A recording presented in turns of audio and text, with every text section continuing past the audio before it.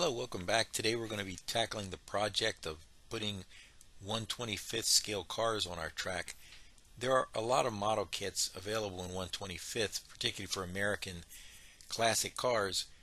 You just can't get it in 1/24th. So if I had a really cheap, inexpensive DPR chassis, I could make some All right, we're cars. back in Rhino now. I started with a new file. I'm going to go to the top view, and all it is a bunch of lines at this point. You can see this is the door to the chip that I'm going to put in. It's positioned there. This is the wheelbase maximum that I want to have, and this would be the minimum wheelbase. So we're going to be able to slide the front wheels between here and here. So this will be the width of the chassis and the total length that I think we're going to need. Maybe extend this up a little bit. And this is going to be a drop down guide tongue. I want to be able to use the Carrera product that they sell as a replacement. So if you want to buy one of them, I bought a bunch of them from Carrera slots, but I'm also going to make a plastic insert so you can put a different guide in there. So this is how we get started. All right, next. This is the L60 and I believe F60 model car tire, and beside it is a urethane tire that I cast. I'm going to use the calipers to get a good measurement on their diameter and how wide they are and where they're going to fit within the chassis. So here I mirrored the tires and I added the 2mm axles and the correct length. Here we have an example of how no plane can survive first contact.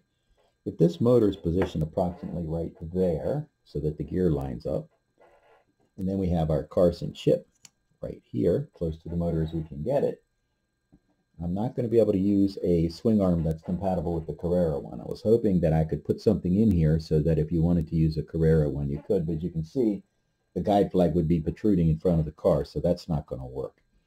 So we're going to have to not use this, but I want to use something that's going to be compatible with this. So if you want to use this type of pivoting thing, so I want that to be right there where the motor is at. So we're just going to have to replan a little bit and come up with another idea.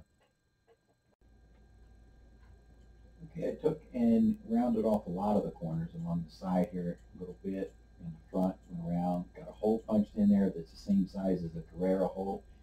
I kind of think what I'm going to do is come up with like a couple different inserts to put in there for different type of guide flags, but the big hole will be there for when you use the Carrera one. I got my door punched in there for the Carson chip.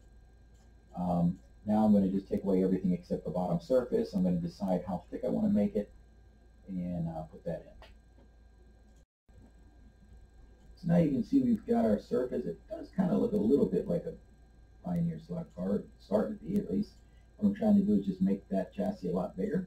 And so there you go. Now this has a thickness of 0. I'm going to have to put some depth in it.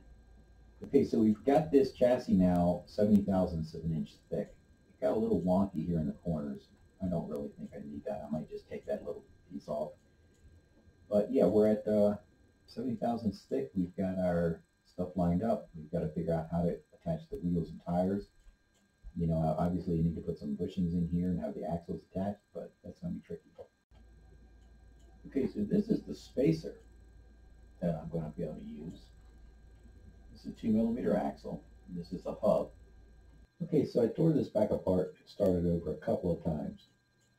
Like I said, I got the bushings in, the gears, and I got the motor in. I took and cut a hole through for the motor to stick out the bottom of the chassis a little bit. It should be pretty much flush.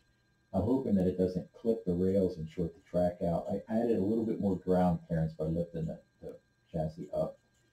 I got the little hooks up here for the Carson chip, and I trimmed the front up a little bit, removed some stuff. I have a slot here for a magnet and a slot up here for a magnet in the front.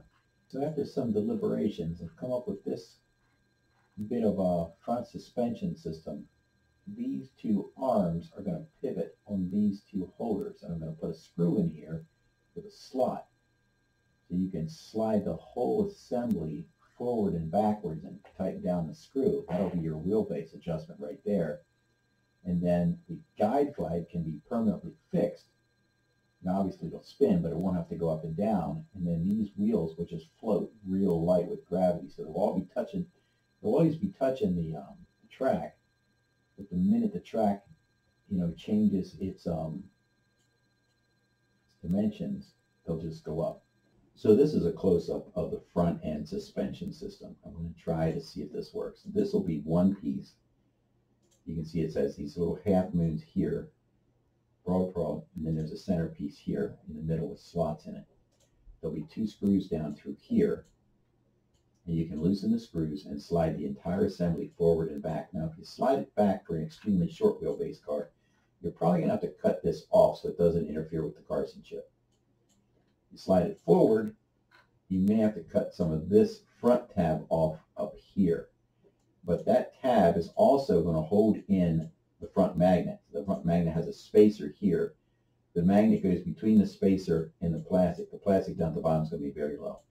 So the front end is pretty much done. Okay, a little more progress. I'm working in the rear here. I made these pockets in the bottom that are big enough for the head of a screw to fit in, and then there's a slot so you can make an adjustment. And what I want to be able to do then is attach the driver tray to that. And then you can adjust the driver tray, forward or back as needed, and as long as the screws fit anywhere in those slots, you have a little bit of play, not a lot, maybe half an inch. Okay, here's a little strap. It will go between the interior posts, which are on those slots. It's got 2 screws in it. That strap should hold the motor down, and then it will nest inside there so it can't move. We'll see how that works. In the back here, I modified this so that we're going to split the rear axle housing in half. So there's going to be a top half and a bottom half. The bottom half will be molded into the basic chassis. The top half, we're going to have to put a screw hold down mechanism on that to hold in place. Right there it is. You see that? It's got a press fit for 2mm on the back. Okay, so this is the disc that I 3D printed. I had to clean up some support material. It has a rib to go in the tire. It has a pocket in the back. You can see it right there. And so I can take this little pulley and glue it in there. And now I'll have a press fit for the rim. Now this is a tire that I made out of Shore 40 urethane, and it's got a groove in the inside. And then this piece that I printed is designed to go in there. So let me show you how we put it together. Okay, so here's my tire mounted to my little 3D printed plug for testing. And you can see in the back, there's that pocket for this to go. And it should press fit on a 2mm axle. And this is a Shore 40 urethane. So this is going to be my first test run. Obviously this is just for prototyping purposes. I'm going to pocket this side out also so that I can put a rim in there. But that's how the tires are going to be. Okay, so here's the chassis assembled. I had to put some tape on this strap because the screw post kind of split a little bit. I'm going to have to maybe make some adjustments to that, but the rear clamping mechanism is in place. I'm going to have to reinforce that a little bit, but overall it works pretty nicely. And up front you can see the 2 pivot arms. I hope you can see this. The front axle is just flopping. Nor these really bad hubcaps. It's going to fit underneath the duster pretty nice. The track and the width and everything is just about perfect for 1/25th scale. And we have our DPR door down here. And remove and plug in our Carson chip. And then these have to go to the front to the guide flag. And the guide flag that I'm going to use is going to be just a Carrera one, but we're getting pretty close to being able to test this. Okay, so that's where I'm at on this, and I'll keep you updated on any progress on this particular project. Thanks for watching.